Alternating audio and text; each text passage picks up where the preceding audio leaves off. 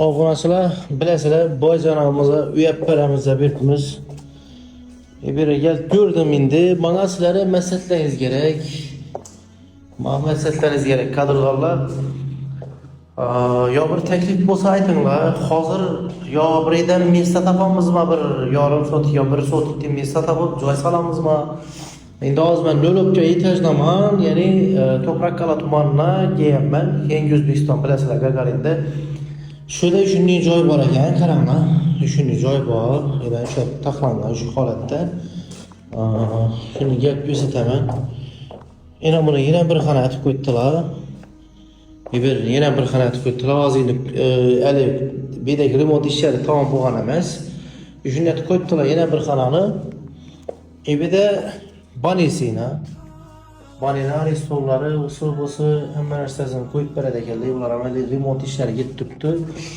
Evde oshxonasi bor, beda qo'yadi ekanlar, oshxonani bedati beradi ekan. Bedayni nima desam bo'ladi. Pasodomo ekan, nelarni ham qo'yibdilar. Bu yer yo'laki. Gaping qisqasi,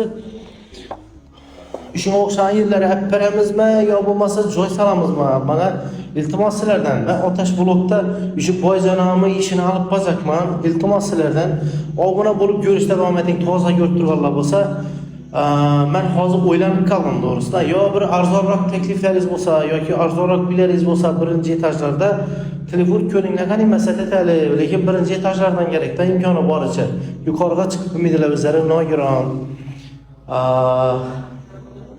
Doğrusunu o'ylanibman, Allohga yo'q. Lekin hozir bizlarda 95 millionga yaqin plyonlar geldi. 95 millionga yaqin bardi, xudo xolasa.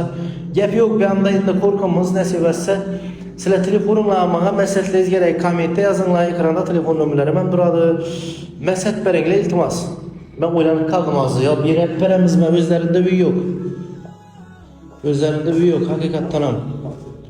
Yana men shuni hozir to'g'ri ne qo'yib beraman bizim kanalıma. Buni bir xona aytib qo'yadi ekanlar. Bendekini yine bir xona aytib qo'yadi ekanlar.